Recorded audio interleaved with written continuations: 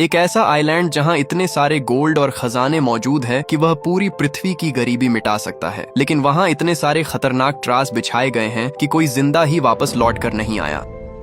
इस एडवेंचरस कहानी की शुरुआत होती है इंडोनेशिया के एक आइलैंड को दिखाते हुए, जहां पर कुछ गैंगस्टर्स की टीम बहुत ही ज्यादा खुश लग रही थी। दरअसल उन्हें फॉरेस्ट के अंदर उन्हें सर्च के दौरान कुछ अनोखी चीजें मिली होती हैं। ये चीजें काफी ज्यादा एंशिएंट थीं, जिनकी ब्लैक मार्केट में बहुत ज्यादा रेट है। इसीलिए वह सब इतने ज्यादा हैप्पी थे कि उन्हें बेचकर वो पैसे कमा सकते हैं। अब इसी चीज का जश्न वो सब मना रहे थे। उन्हीं में से एक आदमी होता है जो साइड में टॉयलेट करने चला गया, लेकिन अब ट्रैवल करते हुए अचानक उसे जमीन पर एक मास्क मिलता है। वो मास्क लोहे का था और इस जमाने में इस तरीके के मास्क का यूज नहीं होता। वह आदमी इस बात पर काफी सोचने लगा कि यहाँ पर यह कैसे आया, और अब वह उसी जगह से थोड़ा आगे बढ़ गया एक्सप्लोर करने के लिए। तभी उसे पहाड़ के बीचों बीच एक छोटी सी सुरंग दिखाई दी। अब उस गैंगस्टर को एकदम से जिज्ञासा हो गई कि अंदर क्या हो सकता है। इसीलिए वह बिना अपने साथियों को इन्फॉर्म किए उस छोटी सी गुफा के अंदर चला गया। उसका मानना था कि यहाँ पर और भी ज्यादा एंशिएंट चीजें मौजूद हो सकती हैं और उन सारी चीजों को वह अकेले ही रखेगा। अब अंदर एंटर करते ही वह आदमी एकदम चौंक गया, क्योंकि भले ही यह गुफा बाहर से छोटी दिखाई देती है, लेकिन अंदर यह बहुत ही ज्यादा बड़ी है। वहाँ पर अलग अलग चैम्बर्स मौजूद थे, जैसे कि इसे किसी ने बनाया है। लेकिन अब इस आदमी को अंदाजा नहीं था कि वह किस गलत जगह पर आ चुका है। अचानक वो आदमी जैसे ही अपना कदम बढ़ाता है, तभी जमीन एकदम से धंसने लगी। लग रहा था कि ठीक उस जगह के नीचे भी एक चैम्बर मौजूद है। उस आदमी का पैर भी नीचे हो चुका था और वह चिल्लाते रह गया, लेकिन ऑब्वियस बात है उसकी मदद करने वाला कोई भी नहीं था। बेचारा उसके अंदर गिरकर सब कुछ एकदम ब्लैंक हो जाता है। वह अनजान सी चीज क्या है, ये थोड़ी देर में पता चल जाएगी। अब इसी तरीके से कई साल बीत जाते हैं और हमें उसी आइलैंड पर कुछ एक्सप्लोरर्स दिखाए गए। उन एक्सप्लोरर्स में तो सोल्जर्स भी शामिल थे। अब देखने से तो लगता है कि ये सब उस खजाने की तलाश में आए हैं जो इस आइलैंड पर सालों से कैद रखा गया है। लेकिन एक्चुअल रियलिटी ये थी कि उन लोगों को बिल्कुल अंदाजा नहीं कि इस आइलैंड पर क्या मिल सकता है। उनमें से बन नाम का एक बिजनेसमैन था जो बहुत अमीर होता है। वो यहाँ पर अपनी गर्लफ्रेंड के साथ सिर्फ इसलिए आया था ताकि वर्ल्ड वॉर 2 के दौरान जो जंग हुई थी, तो जापानीज आर्मी ने यहाँ पर कई सारे बंकर्स बनाए थे। अब ऑब्वियस बात है कि उसके अंदर कई सारी एंशिएंट चीजें हो सकती हैं, और बैन को शौक था कि पुरानी चीजों की कलेक्शन जमा करना। उसने तो एक कैप्टन और कई सोल्जर्स को भी पैसे दिए होते हैं ताकि वह उनकी प्रोटेक्शन करें। जैसे क्या नाम की एक आर्कियोलॉजिस्ट भी उसके साथ होती है जो उन रिसर्च में उसकी मदद करेगी। फिलहाल तो वह सब एक्सप्लोर ही कर रहे थे, क्योंकि उन्हें कुछ मिला नहीं होता। कैप्टन अपने सोल्जर्स के साथ यह पूरा इंश्योर कर रहा था कि वो बेन और उसकी गर्लफ्रेंड को चोट नहीं पहुंचने देंगे। चाहे कुछ भी हो, वो उनकी प्रोटेक्शन करेंगे ही। तो अब सारे सोल्जर्स अपने कैप्टन द्वारा दिए गए कमांड को फॉलो करते हुए अलग अलग डायरेक्शन में जाते हैं। लेकिन तभी अचानक एक जगह से किसी सोल्जर के चिल्लाने की आवाज आई। ये देखकर सभी एकदम चौंक गए और उसे बचाने के लिए आगे बढ़े, पर पता चला कि एक गुफा के अंदर से किसी इंसान का स्केलेटन बाहर निकल रहा है। वैन और उसकी गर्लफ्रेंड काफी चौंक गए थे, लेकिन फिर बाद में पता चला कि यह तीसरे सोल्जर का एक मजाक था। उसे कुछ नहीं हुआ होता, वह तो सिर्फ सभी को डराने की कोशिश कर रहा होता है। कैप्टन को यह बात बिल्कुल पसंद नहीं आती और वह सोल्जर को डांटता भी है। लेकिन यहाँ बातों ही बातों में उन्होंने एक बंकर भी खोज निकाला था। तो अब बन जेसिका से कहता है कि तुम्हें अंदर जाना चाहिए ताकि कुछ इंपॉर्टेंट चीजें मिल जाएं। लेकिन जेसिका उस जगह पर जाने के लिए थोड़ा डर रही थी। इसीलिए अब बैन कैप्टन और सोल्जर से कहता है कि तुम बाहर रुको, और वह खुद जेसिका के साथ अंदर जाकर उसकी मदद करेगा। अंदर पहुंचकर जितनी भी यूनिक चीजें थीं, वो दोनों उसे एक्सप्लोर करने लगे। वहाँ बाहर की तरफ कैप्टन और सोल्जर्स में भी बातचीत चलती है कि बेन यहाँ पर आखिर क्यों आया है। अपनी जान जोखिम में डालकर इतना दूर आना, वह भी सिर्फ बंकर के लिए, ये एकदम बेवकूफी है।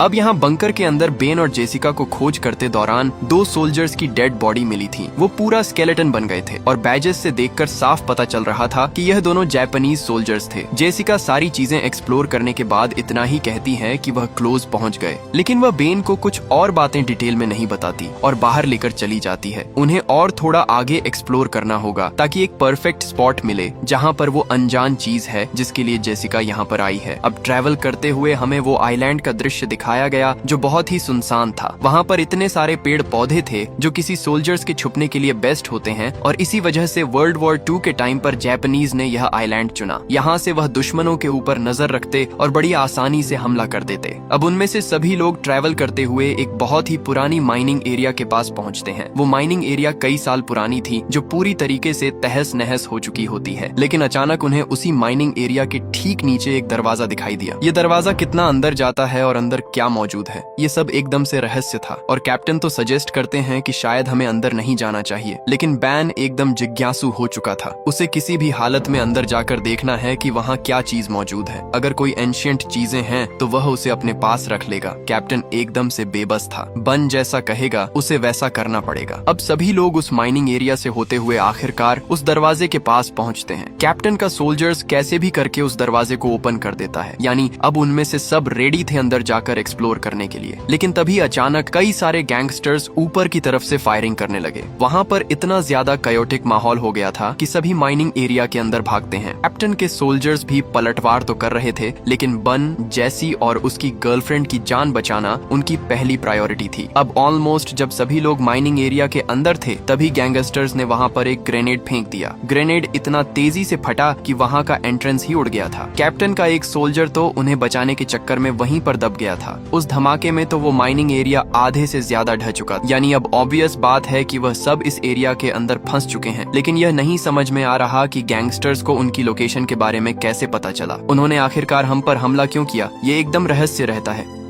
अब थोड़ी देर बाद सभी होश में आते हैं और देखते हैं कि उसके कितने लोग घायल हुए। कैप्टन का एक सोल्जर तो घायल होने के कारण मरने ही वाला होता है। इसीलिए अब सभी लोग ये पूछने लगते हैं कि यह हुआ कैसे। इस मोमेंट पर बहुत सोचने के बाद बैन आखिरकार एक सच्चाई सभी को बता ही देता है। उसने कहा कि कई साल पहले मेरे फादर भी इस आइलैंड पर आए थे और उनका मानना था कि यहाँ बड़े पैमाने पर गोल्ड और खजाने रखे गए हैं, लेकिन आज तक उसे कोई ढूंढ नहीं पाया। इसीलिए यह बात सिर्फ बैन और जेसिका को ही पता थी कि इस आइलैंड पर खजाना है, और यह भी एक रीजन था कि वह सब यहाँ पर आए हैं। बैन अंदाजा लगाता है कि शायद जिन गैंगस्टर्स ने उनके ऊपर हमला किया उन्हें भी इस राज के बारे में पता है और इसी वजह से उन सब की जान खतरे में पड़ गई। अब कैप्टन इस बात पर बहुत गुस्सा होता है क्योंकि यह चीजें बन ने पहले नहीं बताई और अब यह क्योटिक माहौल उसकी वजह से ही क्रिएट हुआ है। कैप्टन को बहुत बुरा लग रहा था कि उसका एक सोल्जर मारा गया और अब कैप्टन ने डिसाइड कर लिया है कि वह अपने लोगों को लेकर यहाँ से जाएगा, चाहे कुछ भी हो जाए। वो बन का और साथ इसमें नहीं दे सकता। बन और जैसिका यह बात समझ तो चुके थे, लेकिन वापस जाने का रास्ता बंद हो चुका होता है। वहाँ बड़े बड़े पत्थर गिर चुके हैं, यानी कि उन्हें कोई और वे देखना होगा बाहर निकलने का। कैप्टन और बाकी सोल्जर्स सब आगे बढ़कर चारों तरफ देखने लगते हैं। अचानक उन्हें सामने एक रास्ता दिखाई दिया। अब नोटिस करने पर तो यह गुफा छोटी दिखाई देती है, लेकिन जैसे ही वह उस रास्ते की तरफ बढ़े जो नीचे की तरफ जा रहा था, तब जाकर पता चला कि यह तो सिर्फ इस गुफा की शुरुआत है। अंदर एक बहुत ही बड़ा बंकर बनाया गया था। आखिर वहाँ पर क्या क्या अनोखी चीजें हो सकती हैं, थोड़ी देर में पता चल जाएगा। कैप्टन और सोल्जर्स के पीछे सभी लोग एकदम डर कर आगे बढ़ रहे थे। अब उन सीढ़ियों से उतरने के बाद वह सब एक लकड़ी के पुल पर आ गए।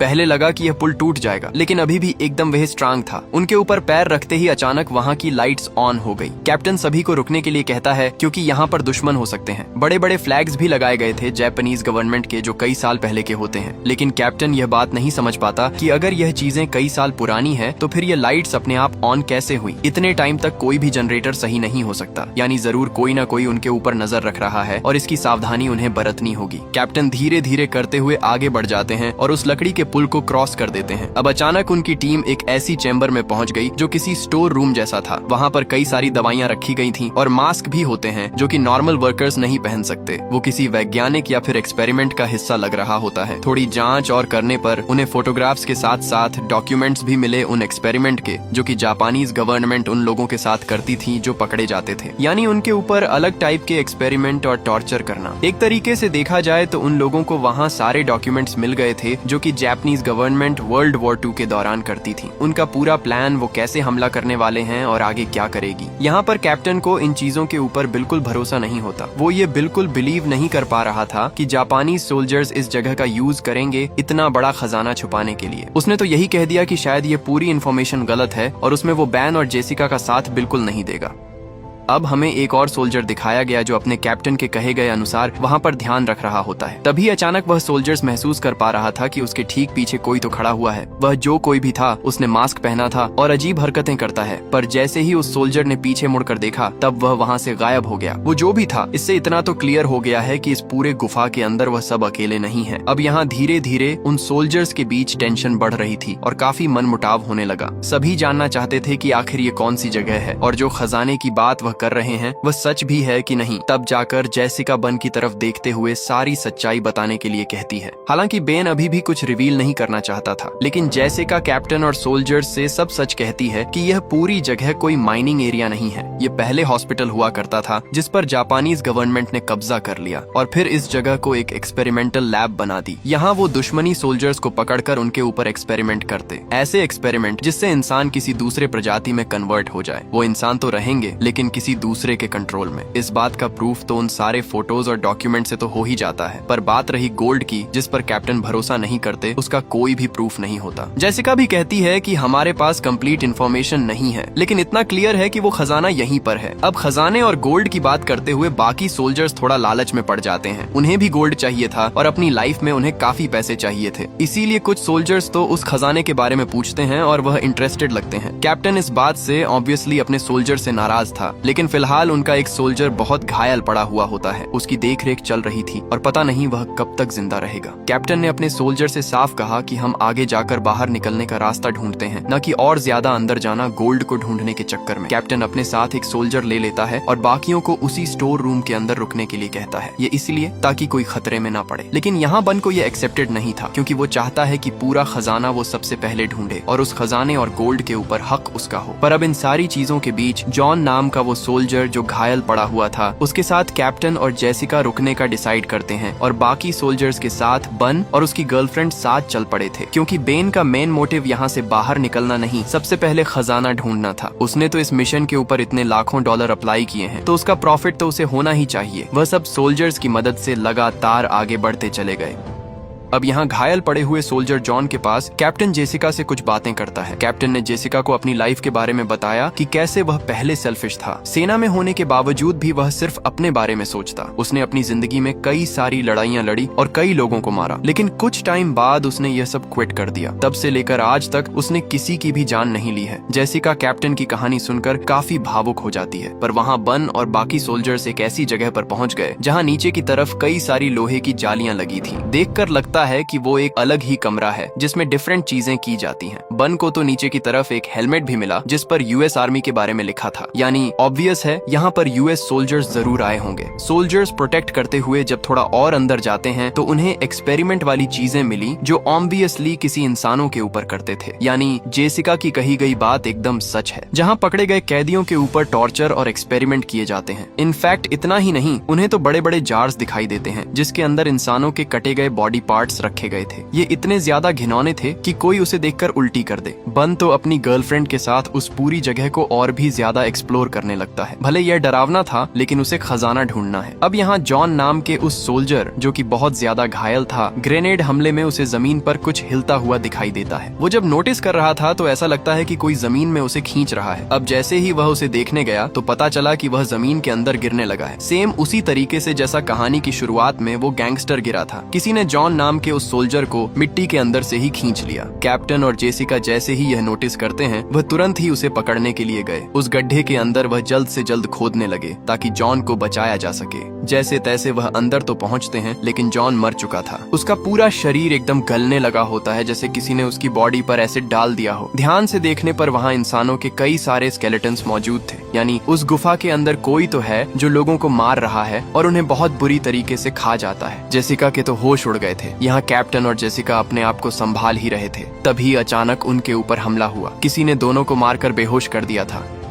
दूसरी तरफ हमें एक सोल्जर दिखाया गया जो गोल्ड ढूंढने के लिए अलग ही निकल पड़ा था, लेकिन उन सोल्जर्स के ऊपर किसी ने हमला कर दिया। ये ऐसे लोग थे जिनकी बॉडी एकदम से गल चुकी थी और चेहरे पर लोहे के मांस लगे हुए थे। देखने से पता ही नहीं चल रहा था कि वो इंसान है या फिर जानवर। वो इतने बुरी तरीके से सोल्जर के ऊपर झपटते हैं कि उसकी आंखों को ही फोड़ देते हैं। बेचारा सोल्जर्स कैसे भी करके अपने आप को बचा रहा था। और ध्यान से देखा जाए तो इन अजीब से क्रिएचर वाले लोगों ने जो मास्क पहना हुआ है, वैसा ही सेम मास्क कहानी की शुरुआत में उस गैंगस्टर को मिला था। यानी असली रहस्य तो अब रिवील हो रहा है। उन खतरनाक क्रिएचर वाले लोगों ने एक सोल्जर को मार दिया और अब बचा था दूसरा सोल्जर। वो अपने आप को बचाने की कोशिश तो कर रहा था, लेकिन क्रिएचर्स की संख्या बढ़ती जा रही थी। बहुत लड़ने के बाद एक मोमेंट ऐसा आता है जब वह हार मान चुका था और अब शायद वह सभी इंसानी क्रिएचर्स उसे खत्म कर देंगे। लेकिन इन चीजों का शायद उन सोल्जर को पता नहीं था और ह्यूमनॉइड करिए चेस ने उन्हें मार दिया। दूसरी तरफ दिखाया जाता है कैप्टन और जेसिका को, जिसके सामने मास्क पहना हुआ एक आदमी खड़ा था। उसके हाथ में वेपन होता है और वह अपने आप को वर्ल्ड वॉर 2 का जापानी सोल्जर बता रहा था। कैप्टन और जेसिका अपना सर झुकाकर उसे समझाने की कोशिश करते हैं। अब वो जो कोई भी जापानी सोल्जर था वह तो यह कहने लगा कि जापान वर्ल्ड वॉर 2 जीत चुकी है और चारों तरफ उनका ही राज हो चुका है, पर अभी भी जंग जारी है, इसीलिए वह वर्ल्ड वॉर 2 के बाद से यहीं पर रहे और कभी बाहर ही नहीं निकले। लेकिन जेसिका उस आदमी को साफ कहती है कि जापान हार चुका है, उन्होंने पहले ही सरेंडर कर दिया था और अब तो यह 20 सेंचुरी चल रही है। वो जापानीज सोल्जर एकदम चौंक गया हो और अपने वेपन नीचे करता है। तब जाकर जेसिका ने उसे टैब पर कुछ वीडियोस दिखाए। ये वीडियोस में साफ पता चल रहा था कि जापानीज गवर्नमेंट के प्रेसिडेंट सरेंडर कर रहे हैं, यानी वो सब हार चुके हैं और जंग सालों पहले खत्म हो चुकी है। उस जापानी सोल्जर ने अपना मास्क हटाया और पता चला कि उसका चेहरा एकदम से खराब हो चुका है। वो एकदम से शॉक में था कि उसे तो यह बात पता ही नहीं होती और तब से उसे यही लग रहा है कि बाहर अभी भी जंग जारी है। इसी वजह से वह सालों से यहीं पर कैद है। ये चीजें अगर उसे थोड़ी देर पहले भी पता होती तो वह अपने साथी को बचा लेता, क्योंकि वह तो स्ट्रेचर पर जो लेटा था वह मर चुका है। जब वह जापानी सोल्जर थोड़ा इमोशनल होकर नीचे गिर पड़ा था तो कैप्टन ने मौका देकर उसका ही वेपन सामने रख दिया। यह इसलिए क्योंकि उसके साथ डील करना खतरनाक हो सकता है। कैप्टन और जेसिका पूरी कोशिश कर रहे थे कि वो उस अनजान सोल्जर से सब कुछ उगलवा लें। उन्होंने पूछना स्टार्ट कर दिया कि तुम्हारी ऐसी हालत कैसे हुई और इतने सालों बाद भी तुम कैसे जिंदा हो यहाँ पर। तब जाकर सोल्जर बताता है कि जापानीज वैज्ञानिकों ने जो इंजेक्शन और जो एक्सपेरिमेंट उनके ऊपर किए थे ये उसका नतीजा है, यानी उन सोल्जर्स की टीम के ऊपर अलग अलग एक्सपेरिमेंट कराए गए और ये सारी चीजें ये बोलकर होती हैं कि तुम कभी बूढ़े नहीं होगी, तुम्हारी जवानी हमेशा बरकरार रहेगी। वैज्ञानिकों ने तो बाहर जाने का रास्ता भी बंद कर दिया था और जो बचे हुए एक आध रास्ते थे वह सिर्फ उन्हें ही पता था। यह बात सुनने पर जेसिका और कैप्टन काफी शॉक में हो गए, पर वह सोल्जर बताता है कि जापानीज वैज्ञानिक यहीं पर नहीं रुके, वह अपने एक्सपेरिमेंट को नेक्स्ट लेवल तक लेकर जाना चाहते थे, इसीलिए उन्होंने हम सभी को यहाँ पर कैद किया और अलग अलग इंजेक्शन देने लगे। इस इंजेक्शन से वह एक्चुअली यह चाहते थे कि सभी सोल्जर्स एक ऐसी आर्मी बना लें जो कभी भी नहीं मरती हो और उनके लिए काम करें, यानी जापान के लिए ऐसे सोल्जर्स जो डेड हैं लेकिन अपने दुश्मन को बहुत बुरी तरीके से चोट पहुंचा सकते हैं। ना ही इन्हें कोई मार सकता है बल्कि यह कुछ टाइम बाद वापस जिंदा हो जाएंगे। उस जापानी सोल्जर ने तो एक डार्क रियलिटी जापान के बारे में सब बता दी थी, यानी कि ऐसी सेना जो पूरे देशों पर अपने आप ही कब्जा कर ले। कैप्टन और जेसिका टेंशन में आकर उससे बाहर निकलने का रास्ता पूछते हैं। उस भयानक सोल्जर ने कहा कि पहला रास्ता ढक चुका है, एक और रास्ता है, लेकिन वहां पर जाना खतरे से खाली नहीं होगा।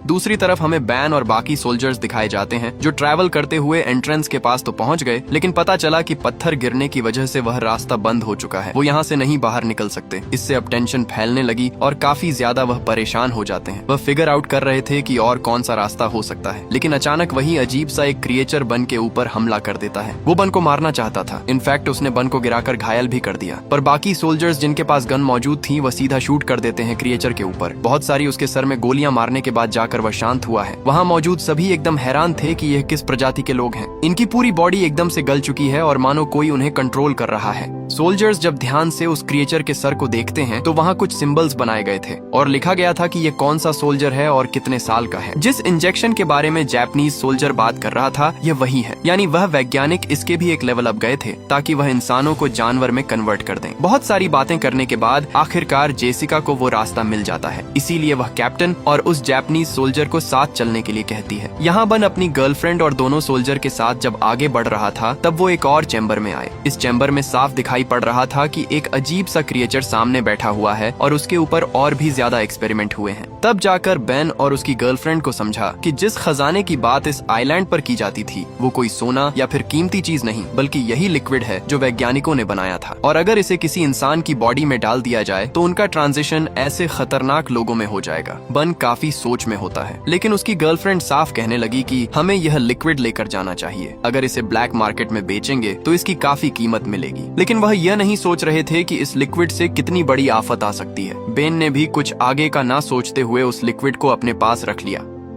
अब वो सोल्जर्स थोड़ा और आगे बढ़ते हैं जहां से उन्हें बाहर निकलने का रास्ता मिले। वो एक बड़ा सा डोर था जिसे ओपन करने के बाद एक गुफा आती है। अब जैसे ही वह गुफा में आगे बढ़ने के लिए कदम रखते हैं तब एक शॉकिंग चीज सामने आई। सीधे देखने पर वहां पर कई सारे क्रिएचर्स वाले इंसान मौजूद थे जो एक आर्मी की तरह खड़े होते हैं, यानी वैज्ञानिकों द्वारा बनाए गए वो फाइनल सोल्जर्स जो जापानीज गवर्नमेंट चाहती थी दुश्मनों से लड़ने के लिए। उस गुफा में इतनी बड़ी जापानीज आर्मी थी जो कि पूरी तरीके से इमॉर्टल है।